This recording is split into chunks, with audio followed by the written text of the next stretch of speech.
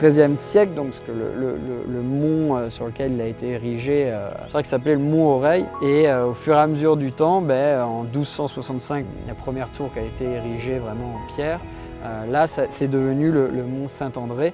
Alors pourquoi? Parce qu'en fait ça rappelait les armoiries des ducs de Bourgogne de l'époque.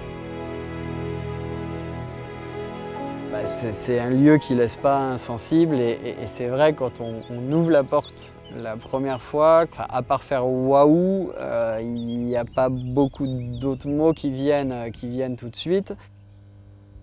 Il y a 2,1 hectares en fait en termes de superficie totale du site et on a 8000 m² habitables aujourd'hui sur l'ensemble du site qui est exploité.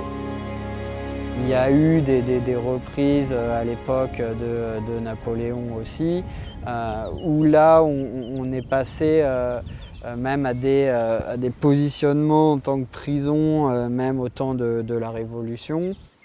Jusqu'en 1900, on est vraiment resté sur le côté militaire et à partir de 1900-1920, le fort a été cédé à la Société des eaux thermales et est plus devenu en fait un lieu de villégiature, mais villégiature en fait pour enfants, donc en fait sous forme de colonie de vacances.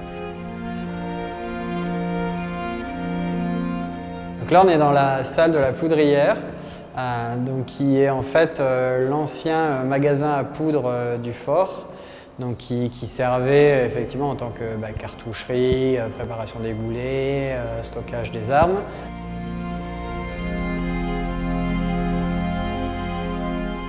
Donc après les colonies de vacances, il y a eu toute une période d'abandon. En 2000-2005, donc l'ancien propriétaire a décidé de entièrement le rénover. S'il y a vraiment quelque chose qui est assez extraordinaire au niveau du fort, c'est effectivement les différents points de vue, que ce soit point de vue sur la ville de Salins, mais on a aussi la possibilité de pouvoir regarder de l'autre côté, de voir le mont Poupée, enfin voilà, de voir un certain nombre d'éléments. On a une chapelle aussi, alors aujourd'hui qui est désacralisée. La particularité du fort, c'est que finalement il y a aussi ce côté souterrain. Donc là on se trouve dans ce qu'on appelle la salle des pesées. Donc en fait qui sert alors essentiellement dans le cadre d'activités d'entreprise. Moi j'aime bien cette salle parce qu'encore une fois il y a du volume, elle est majestueuse et puis on retrouve ce côté pierre voûté.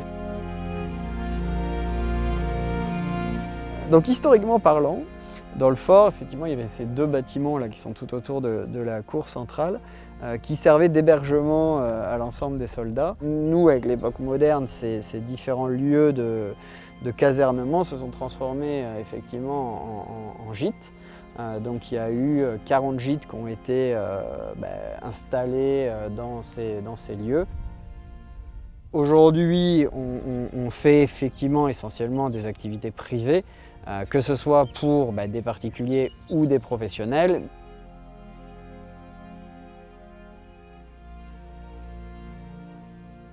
Finalement, on a 345 ans d'histoire là, qui nous contemple. Il y a encore plein de choses à développer et à faire. Donc c'est vrai qu'on a forcément les étoiles dans les yeux et aujourd'hui encore on les a. Et c'est vrai que tous les matins quand on se lève, qu'on découvre ce paysage, se sent vraiment apaisé.